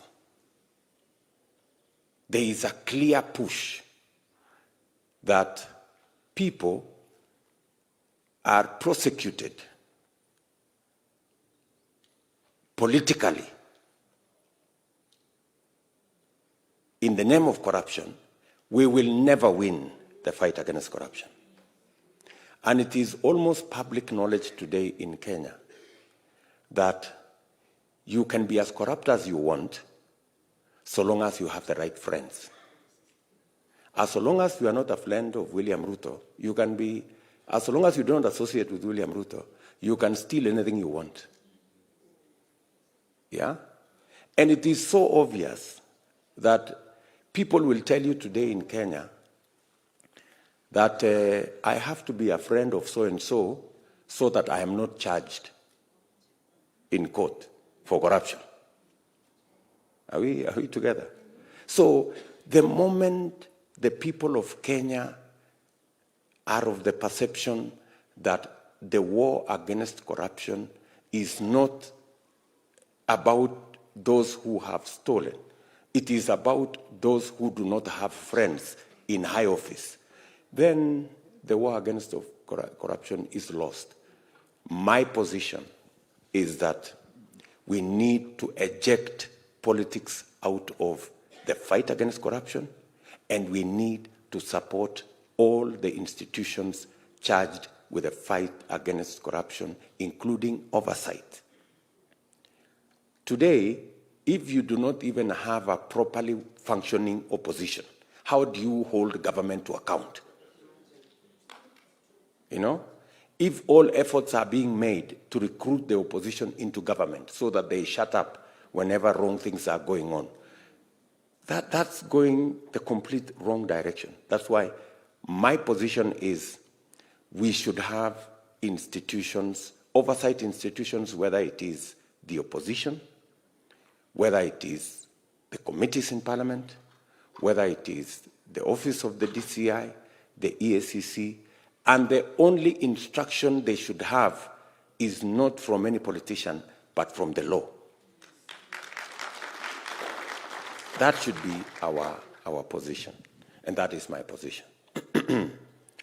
On the issue of the health plan we have, I think you are 3-4 steps ahead of us. I think you just need to be patient, yeah? Let's get the plan up and running, and then slowly we will see how, when it begins working in Kenya, we can then figure out and learn from experience how we can make it cross our borders, and how, when you heard me say you can pay, I was talking about you paying for your loved ones who are living in Kenya. I am very sure wherever you live, they could be having a better plan than we do, or a working plan at the moment. And maybe if it is not, then we will all work together and see how that can work out. Okay? Maybe you can take another 3 or 4. Thank you, Excellency, for those answers. I think we are going to go for the next 4 questions. It's only fair go on this side. Yes, sir.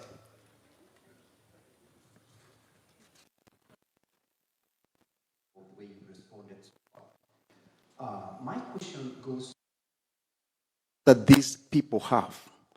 Diaspora is so much, they have access to so much resources. But the big problem is, if we do get some resources donated to bring it back to this country, when it gets to the port of entry in Mombasa, the taxes becomes exorbitant and it's impossible even to bring him in. As we speak, I was able to source medical equipment for 45 million. This medical equipment will be donated to my constituency. But as I sleep every night, I wonder, when this medical equipment gets to the port, how much am I going to pay in terms of taxes?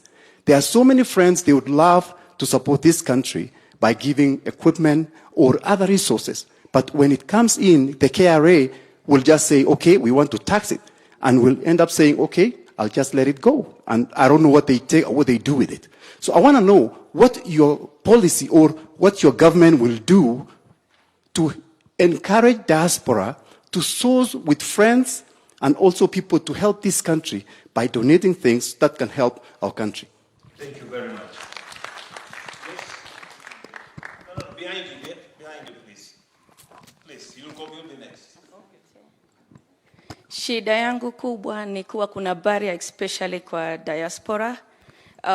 Tuko hapa kukusupport 100% na tumeanza kazi. Tumefanya data reading kwa mahali nimetoka, na we have around 250 houses na youth ni wengi.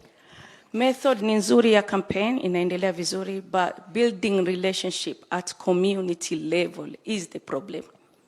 Tumefuatiliza na tumeamua kama community we will work together, na tumeamua tunataka kukubak wewe. Na the reason tunakubak ni kuwa haufanyi guessing work. Kitu ya pili, tunaelekea Lamu pia. Shida ya Lamu ni about agriculture, na nimemleta mwenzangu kutoka India hapa. Tunaenda kushughulikia mambo ya agriculture. Sasa nimeomba vile nitapata njia ya kueleza the method that I want to use, and I believe it will bring more potential to our party. Isikuwe shida sisi kukumit. Asante sana. Thank you very much. Let's go at the back, Yeah.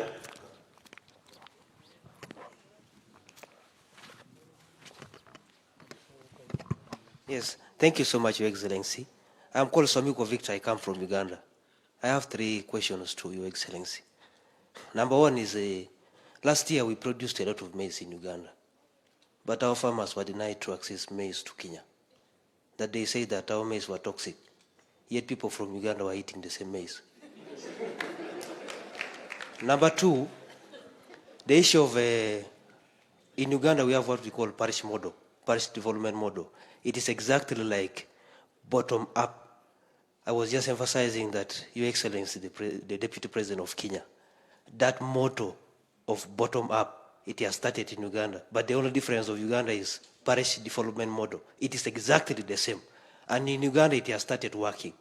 So I hope in Kenya, this model is going to work. Then lastly, I have a very serious issue here.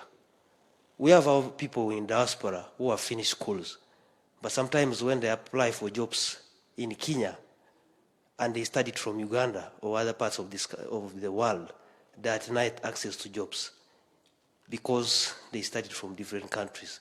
My concern is, how are you going to sort that issue out so that we are all treated equally?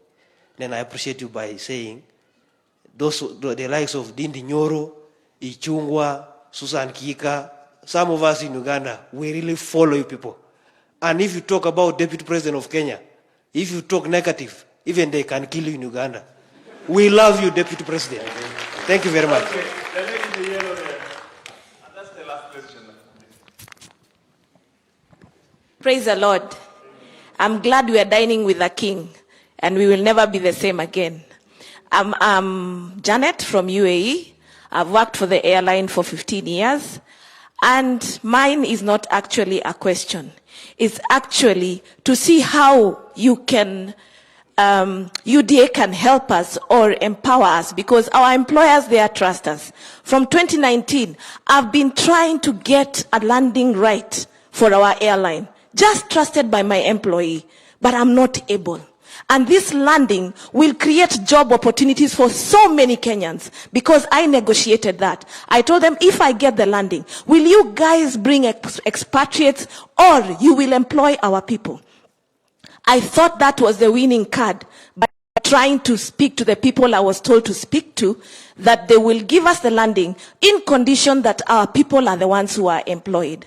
But I have not bore fruit since 2019, November.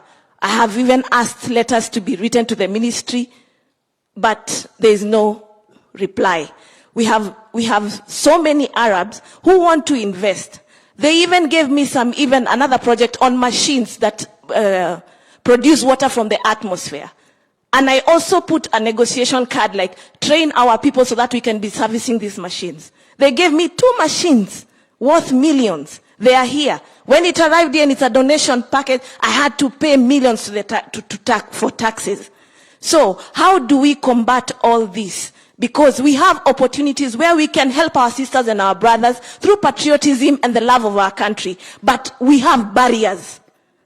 Barriers that only God can help us. And God equip you because of the young mind and the fresh anointing that will be there for you. You are our Moses. We love you. Thank you. Thank you very much. Gentleman from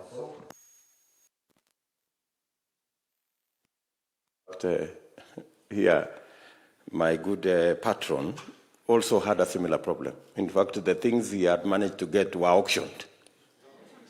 So, now, you see, we have a background. The background was, once upon a time, the law permitted that, gave discretion to the Minister for Finance to waive taxes on case by case on items that were imported into Kenya.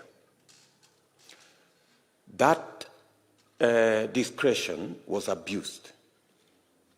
So when we developed, or when Kenyans were rewriting the Constitution in 2010, they actually locked the doors and the windows and everything.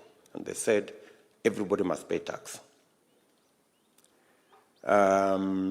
It was in response to an abuse on the tax system that was used by a few people to benefit people in different ways.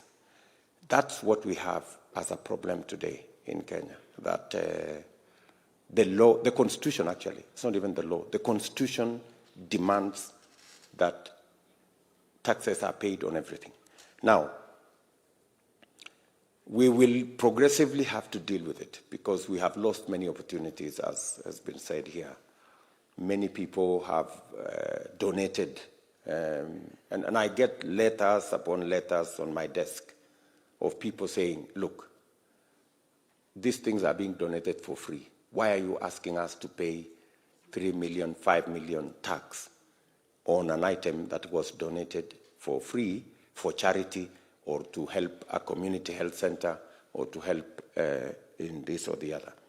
That's a discussion we must have, and that's a discussion within government we must look at critically. It is not something that you're telling me. It is something that is present on my desk every day. People raising issues, not just even Kenyans, even our development partners. They are concerned that even when they want to donate something, you know, you're giving somebody something for free and he's telling you, pay so that you give me. You know, it doesn't make sense, you know. For you to give me the gift you want to give me, you have to pay me to receive it, you know. It's really counterproductive. So that's a discussion that is alive, and I won't give you a straight answer today, but it is something that as we go forward, we must have a discussion around it and find a solution to it so that we cannot disadvantage ourselves in a situation where you are in need, but you are asking to be paid for your need to be sorted out. You know?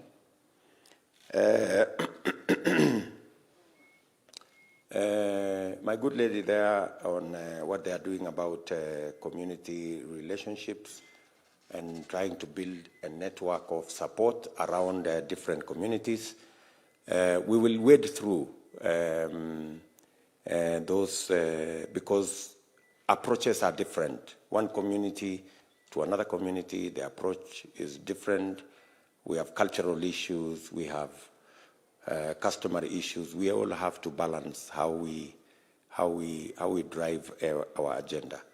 I know you have said that it shouldn't be very difficult for you people to meet me. While that is very true, and I try to be as available as I can, but I'm just one person, you know. It's not possible for me to meet everybody. And that's why we have a party structure. That's why we have all other structures to help support this whole effort. Eliud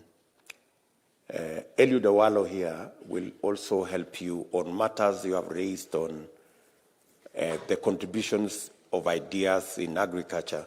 We have our economic team, a very talented group of good Kenyans. My good brother Eliud is a member of that team, and he can facilitate a meeting between whoever you want us to meet with our team, and we will be able to tap into the good ideas on farming that you have and we can be able to bring them on board. I think, Eliud, you can facilitate that. I agree with the gentleman from Uganda that we have challenges of imports of maize, and we just need to help our people in Uganda. I am among the people who import maize from Uganda for my chicken, and there is a real problem with maize from Uganda, I must tell you. In fact, we just stopped importing maize from Uganda because the cuckoos became sick. And largely, it has nothing to do with, it's just the handling, because most of the infrastructure, people dry the maize on the road, so the maize come when it is already brown, and it becomes very, there is a small problem which we can deal with, in just matters of handling the maize, but it's not an excuse for people to lock the gates against the maize coming from Uganda, because Uganda is a very big source of maize as Tanzania is for Kenya. Maybe when you are talking about the way it is handled so that it gets contaminated and then it brings challenges, we have to work as countries to be able to sort out that problem. The parish model in Uganda is you are 100% correct. It is the bottom-up approach. And that is why, for those of you who are here, Uganda used to be our #1 destination for exports. You will be surprised that today Uganda exports more to us than we export to them. And it's because of what Museveni has done with that bottom-up economic model. He has created production. We have challenges with maize, as that good brother has said. We have challenges with sugar. We have challenges with eggs coming from Uganda because they now produce more than we do, and their price is cheaper than ours. Do you understand what I'm saying? So the thing has actually reversed, has gone full circle. Today, we are exporting less to Uganda, they're exporting more to us. Yet they used to be our #1 export destination. It means we have to really think about our model, and that is why I have come up with the proposal of the bottom-up economic model so that we can fire our economy from the below, where we have the majority of our citizens. I appreciate your support, all of you. I don't take it for granted. I know it comes with a lot of emotion, and it's all because we all want the best for our country. Janet, the whole issue of an opportunity to have landing rights is not quite a commercial issue. It is also a very big political issue. Maybe if I would get somebody to discuss with you how that goes, because it's not a straightforward commercial issue. There is a lot of politics in being allowed to land in a country.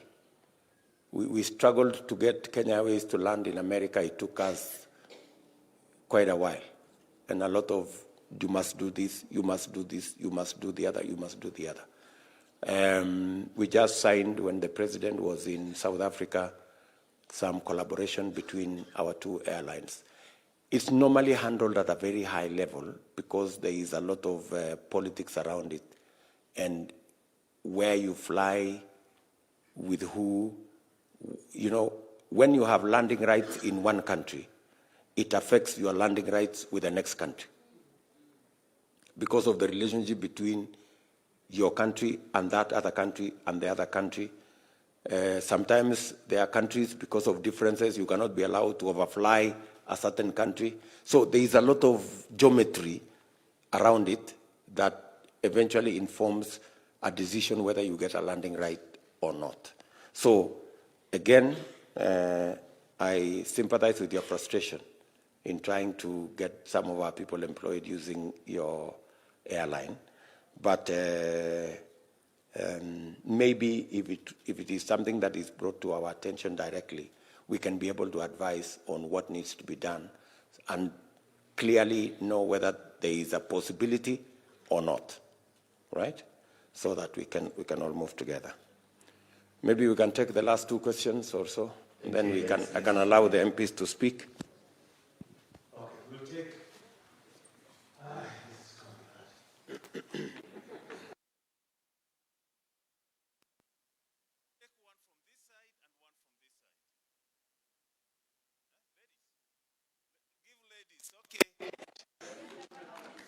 And please make it short. Ask your question. Introduce yourself. Thank you, His Excellency, the Deputy President, honorable members, and the delegate. My name's Joki Dhuku. I'm the daughter of the late Harry Dhuku, the freedom fighter. I'm happy to be with you here this afternoon. I have three questions. One is about the freedom fighters. What plans do you have for the freedom fighters who fight for the freedom which is making us to be here where we are today, including my dad and the other voiceless freedom fighters? The other thing, apart from Harry Dhuku, we don't have anything.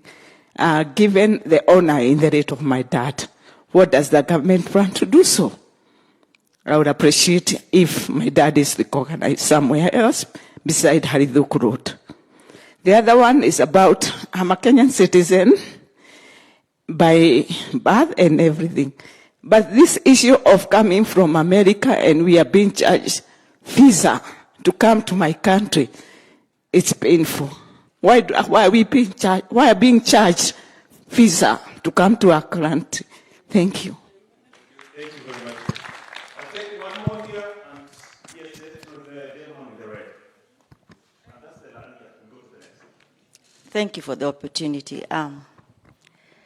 My name is Mombi, and I live in Dallas, Texas. My question is for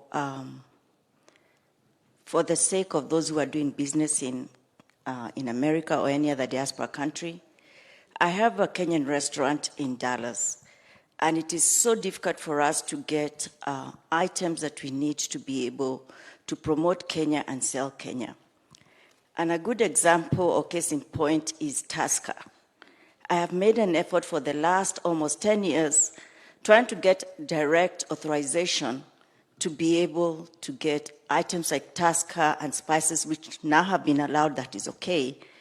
But even with the help of the embassy, you still cannot even make a step forward.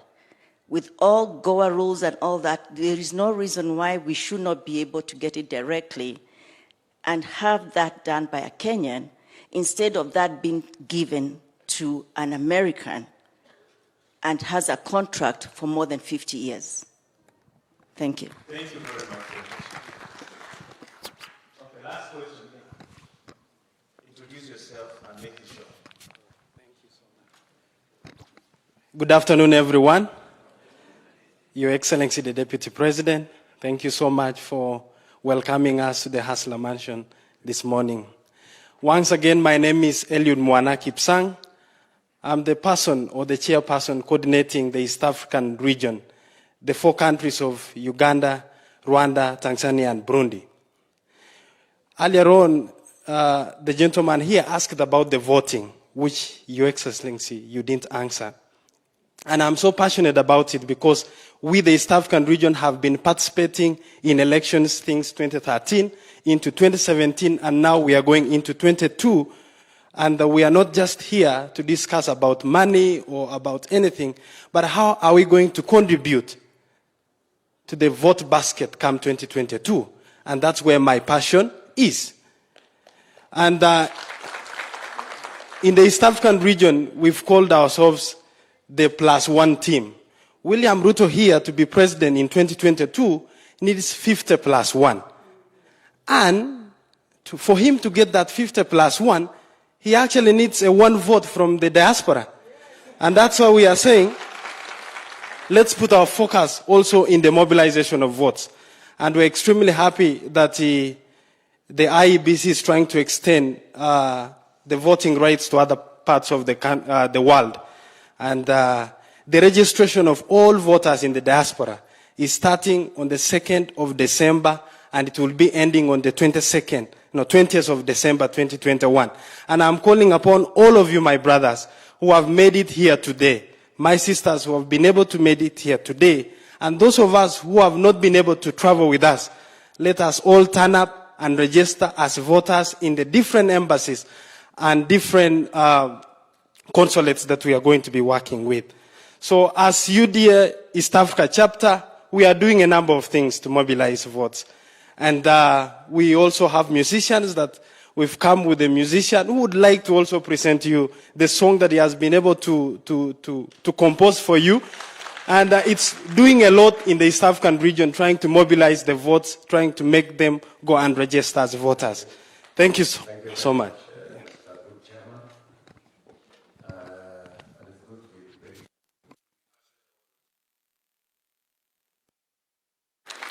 And Joki has said, what plans do we have about our freedom fighters? You may want to know that this is something that we've thought through. There is a huge development that is going on now at Uhuru Gardens. We hope that that development at Uhuru Gardens will provide a basis for us to have a memorial museum for our independence and all the people who made their contribution. There is a huge museum that is being done as we talk. If you pass by Uhuru Gardens, you will see there is a very big development that is going on there. I remember I traveled to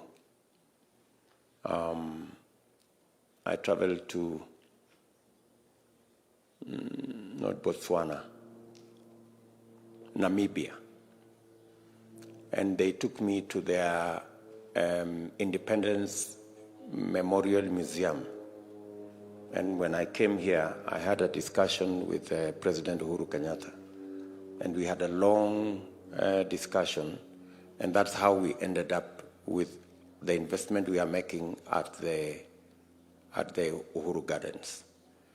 We intend to use that for history, and we also intend to create a place where, if families accept going forward, some of our heads of state and people in that category, if the families so wish, they can be given a place where that also can be a place where we have a site for remembering our leaders, both past, present, and hopefully future. So I am very sure that Harry Thuku will have a place in that museum as we create it. The fact that there is Harry Thuku Road already is recognition enough that he made a contribution to the independence of our nation. The issue, the matter of visa, we have this dual citizen. You are not a dual citizen. You are. So why are you paying visa if you are a dual citizen? Because you should be able to use your Kenyan passport to come back home.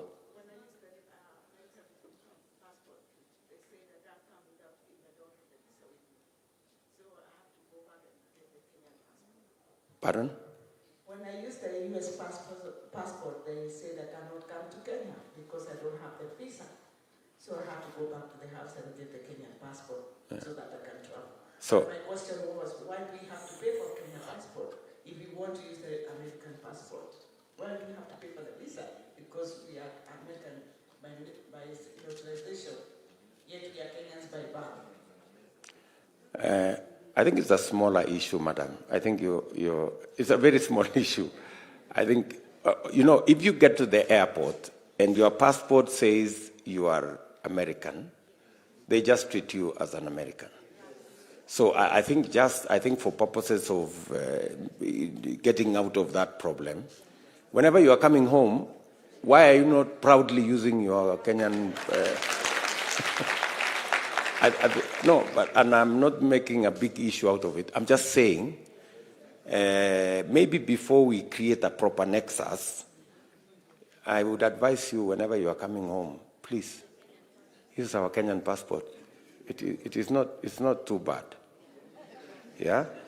But anyway, maybe we can have another discussion just to understand if there is a problem beyond what you have, or maybe I have not understood you properly. And then the Mumbi and your big restaurant in America with Tusker.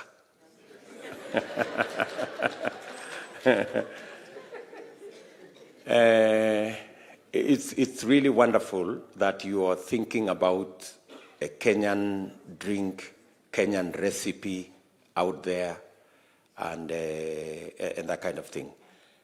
Again, we live in a world that has trade laws, So every country wants to protect their industries. They want to make sure that if it's not being produced in their country, there must be, how things are done. I don't understand fully what the issue is. I know you've said there is only one person licensed to be able to do that.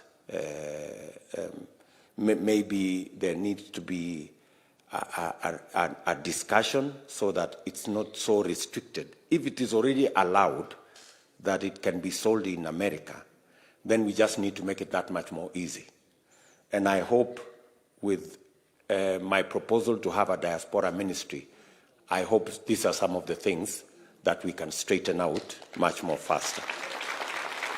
And hopefully, again, maybe we can help Njoki with her passport issue if we find this diaspora ministry to try and sort it out.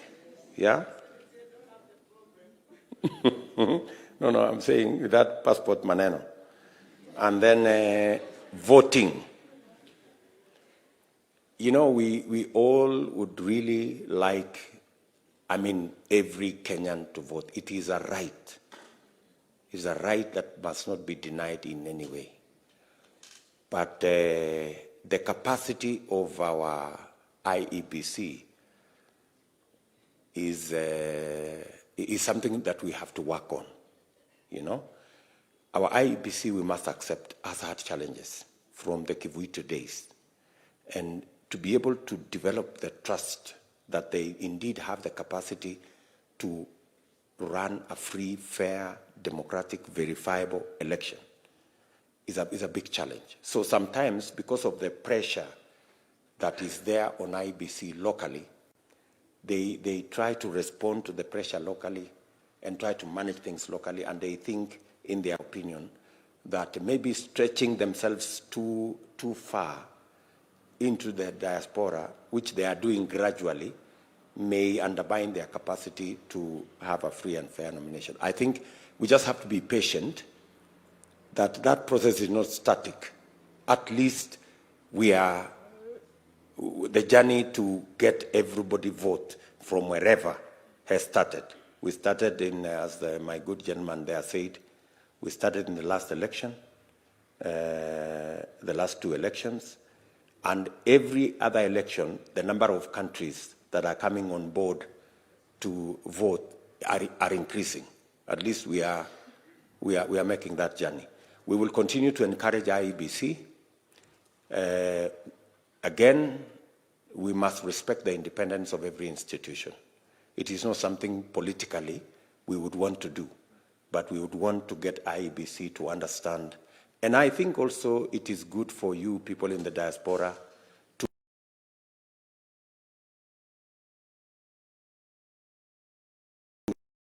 as leaders, that pressure also is appreciated by them so that they can expedite and make it much more faster for more and more people to vote. I was surprised, actually, when some of the American friends who are here were voting in the last Biden-Trump election. And some of my American friends here actually had to post their vote. You know, they had to get the vote earlier, you know. And, you know, that can be very controversial in Kenya, that, you know, that there are people already voting when, you know, so it's quite something we have to really think about. And you saw, even in America, there was a controversy in court as to when did the posted votes arrive? Were they counted? Did they arrive in time? Or there some of them arrived, but it was already beyond the day of voting. So there can be quite a something there, which I am sure IBC are afraid to deal with. They are still trying to build trust that they can handle actually an election. And so I think we just have to, together as Kenyans, continue building on that, on the trust and capacity around IBC, with focus on making sure that everybody exercises the right to vote. I think it's a huge question that there are Kenyans who cannot, even though they are desirous of voting, they cannot vote. So I think that is something that we will. And I know that the challenge always is that IBC keeps telling us that we are not giving them enough resources. So maybe to overcome that challenge, and with the Diaspora Ministry, and with all of us engaging like the way we are doing, we will make the resources available for IBC to fast-track the possibility of every Kenyan voting from wherever they are. Sawa sawa. Thank you very much, good people. Sorry, I have another engagement in Kajiado, which I could not postpone because it's that much difficult.